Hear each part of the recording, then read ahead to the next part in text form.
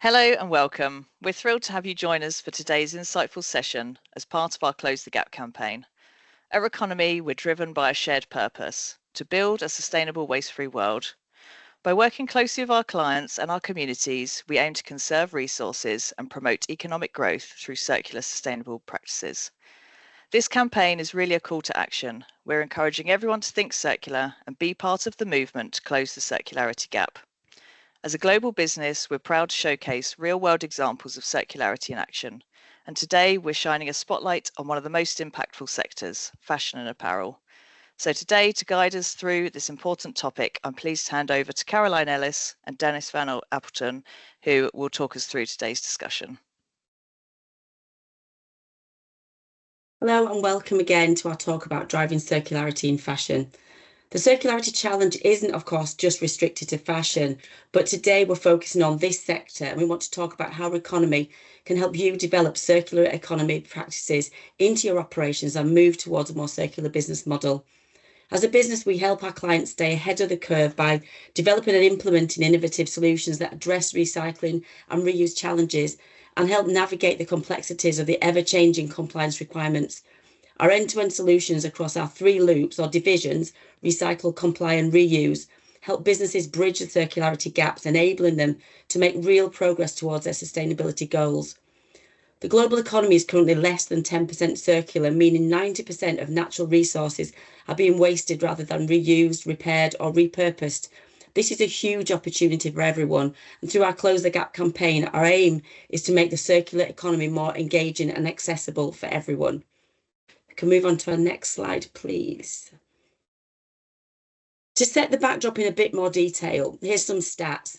Since 2018, the Circular Economy Foundation Circularity Gap reports have been providing both theory and analysis and also statistics on global circularity and provides insight on how to change activity and operational practices from linear ones to more circular.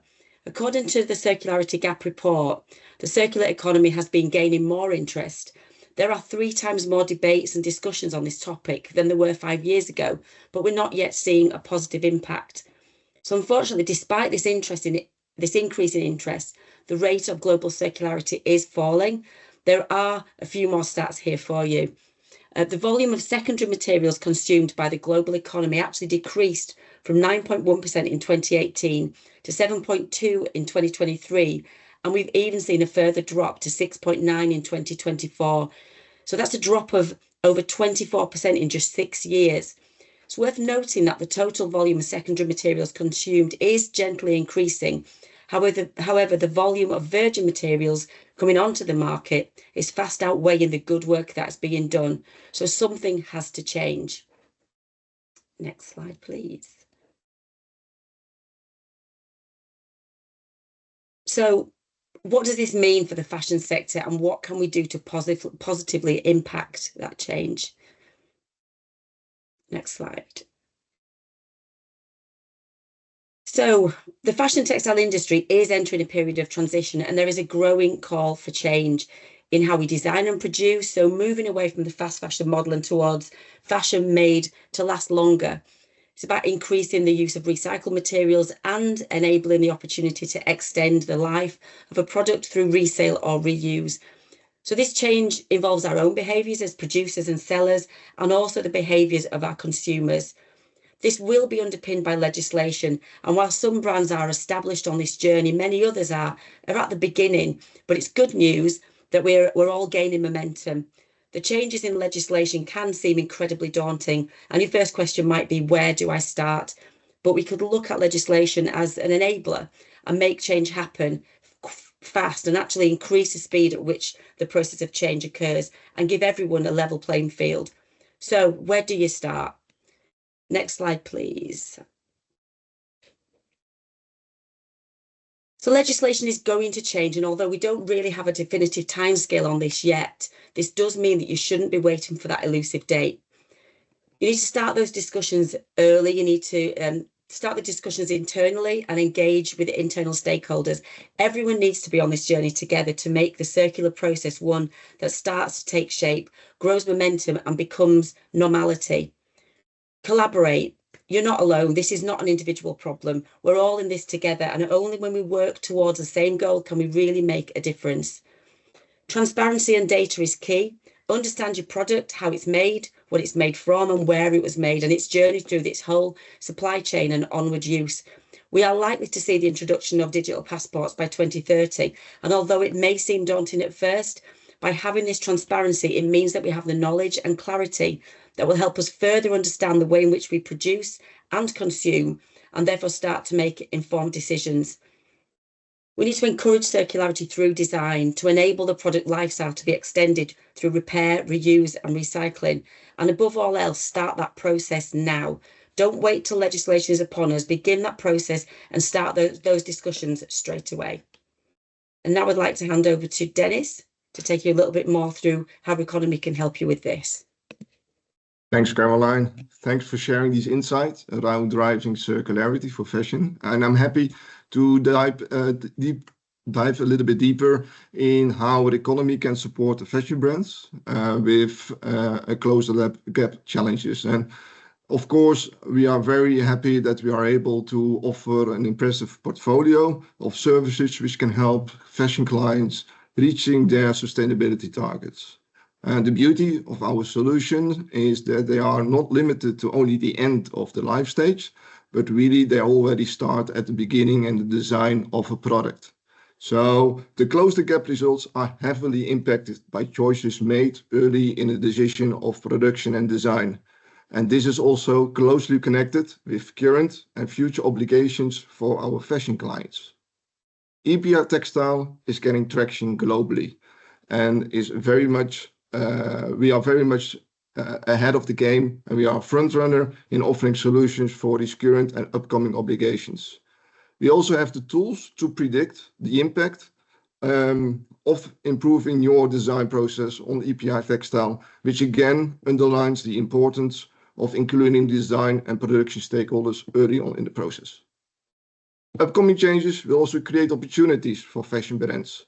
New sales channels are added with pre-loved and refurbished products, often preferred by customers. And of course, this will have a positive impact on your own NPS scores. The Economy is very proud to drive circular improvements. And here we show some insights of which we have also published in the 2024 sustainability report. Customer waste diverted from landfill is of course a very important driver, but also further reducing CO2 emissions is helping reaching targets. Reaching these targets is impossible without having the proper insights. And here is where we see the benefit of having these data insights and having the possibility to focus on the right improvements and quantify the circular value we will unlock in the future together.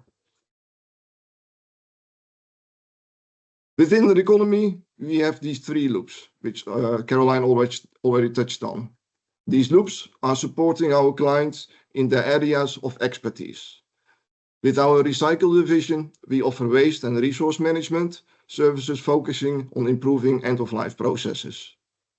The next loop is Comply, and here we focus on global obligations and offering solutions which will start with insights up to submitting the reports to the different organizations to zero landfill certifications. Within the Reuse loop, we optimize the logistics of our clients' products. This can be in the stage before products are delivered to their retailers, or it's managing the digital or store returns on a global level. Clients' insights and our processing findings drive decisions on the best possible next destination. With the new sales channels like pre-loved and repair, we have more and more the alternatives to sell our fashion for a second time and avoid products ending up in landfill. This next slide is for me the perfect slide to end our presentation. This is an example of a global collaboration with a Fortune 500 fashion brand. We are working together in all the 3 loops on a global level and have driven tracks to support our client with their close the gap/circularity goals. I would like to invite all the different fashion brands to reach out to Economy so we can support you improving your Close the Gap results. Looking forward to connect and how we can improve the Close the Gap results for 2025. Happy to hand it over back to Alison. Great, thank you, Dennis. If you can flip on to the next slide. Thank you both. Yeah, that was really enlightening, really valuable insights and really practical takeaways. For everyone that's watching, if you have any questions, please do reach out to us at closethegap@reconomy.com, or you can visit the website using the QR code on screen. And don't forget to stay connected by following us on LinkedIn and joining the conversation with our campaign hashtag #CloseTheGap. Thanks for tuning in. Thank you. Thank you.